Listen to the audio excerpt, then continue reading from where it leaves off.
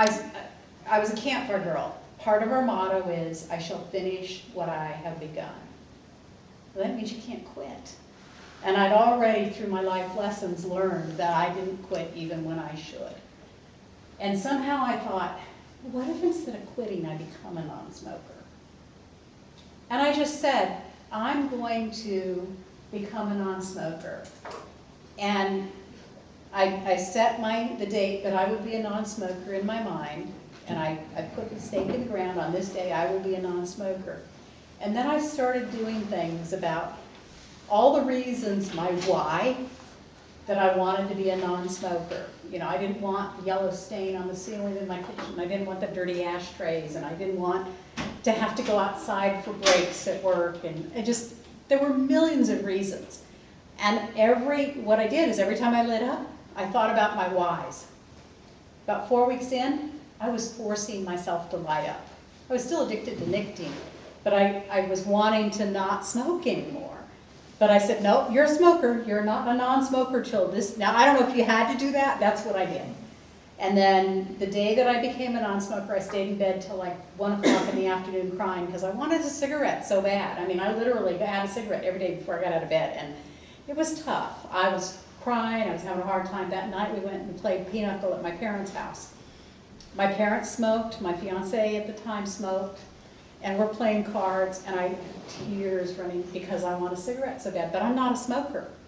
So I want the physical cigarette, but I'm not. At one point, my mother threw her cigarettes at me and said, have a damn cigarette, stop sniveling. And I tossed them back and said, I don't smoke. And I took the week off work because I did not want my employees to suffer. Didn't tell anybody what I was going to do until I was doing it. Went back to work Monday morning the next week, and one of my employees, one of my supervisors and I used to go out to her car and we would smoke on our break. She comes and gets me for the break. I go out and I sit in her car and she lights up and we're talking. I haven't seen her for a week. She says, did you forget your cigarettes? I said, I don't smoke. And I have not smoked a cigarette since. And maybe twice I've kind of wanted one a little bit, and I just said I'm a non-smoker. But by changing the belief first, and I've done this with some other things, and if you just, what is a belief? It's just something you've, pardon? Your personal feeling about something. It's your personal feeling. It's something you've thought repeatedly until it's just a neural pathway that you go down really easily in your brain, is really all it is. And so you can change your beliefs. You can change, if your beliefs aren't supporting you, you can change to beliefs that, yes?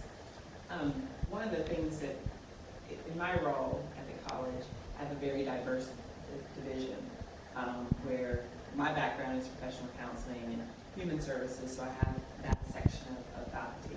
But I also have a few health programs that I wrote, which was a learning curve for me, learning a lot about allied health. And I have separate chair meetings. And right now, as a leadership book, I'm working with my chairs on Who My Cheeks. And so we're discussing it, it's kind of our little book club meeting once a month, but it's leadership. And we were talking about this concept because when I talk with my health people, I'm not thinking about anybody who's health, but the discussions are different than when I'm with the substance abuse, the development disability, human services. Different people. perspectives. Different conversation. Yeah. So with the health folks, everything was the system, the administration, the college, the accreditation. It was everything else, and I kept trying to get back, like where that white dot, I kept trying to get back to, but what can we or you, what do we have control over? As we're talking about the Sounds like they have an external locus of control. Everything seems to be everything else, and getting them to switch the mindset of, I know the red circle's there, the yellow, I know all of that's there, but I do have some autonomy, and I do have a sense of control in my department or my area with my student. There's something that I can't control, but it's just been like every single time I kind of have to bring it back in to you. What can you do? And it's just really different. But I know that because they're healthcare professionals, there are so many outside demands and so many people to serve and to please, I get it. Like, I get where that's Yeah. coming from. The two can cohabitate. They can, and I would take the conversation about beliefs out of that general conversation. This is my solution every time you're butting heads with something, and do an end run around it. And come into it on a completely different topic, a topic where there aren't so many hindrances to actually getting it. Once they get it, then you can bring it back around. But when their mind is putting up the roadblocks, our brains, psychologists call them biases, I call them filters, because really what they do is filter our knowledge and our information. So if you have a belief, what happens is your brain makes it, every time something happens, everybody just made up a backstory about why I hit the desk. There are all sorts of different backstories. Some of you probably thought I thought somebody wasn't paying attention. I just wanted you guys to create a backstory. Your brain came up with a reason why I did that. And you believe whatever reason, you think that's reality. So, and there's nothing wrong with that. That's how humans function. We create backstories for everything. It's how we make sense of the world. But your backstory is filtered by your beliefs.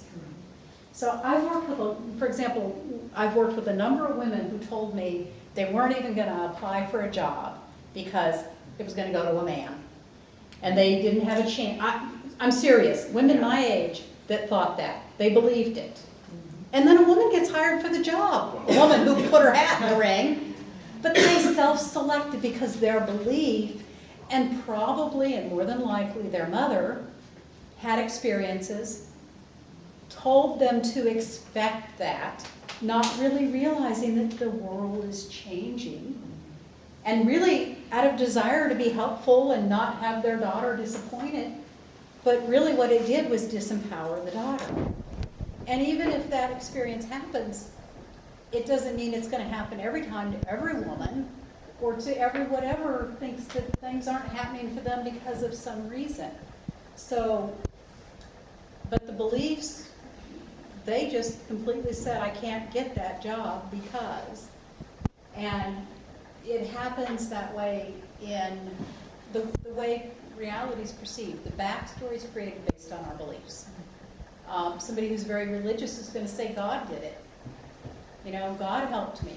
Or where did God go? Because they believe God would help them and prevent this when, you know, and I'm not picking on religious people. I believe very much in God.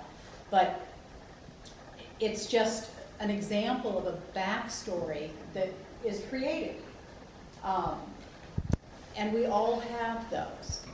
It's identifying them and knowing how to get past them. And one of the things that I always encourage people to do is if you have something that's stopping you from doing something, but you see other people doing it, then it's your belief. And that's just a really easy way to know. Like the girlfriends that I've had that have not put their hat in the ring, and then they saw a woman get the job, that's a clear sign that they have a belief that's not serving them.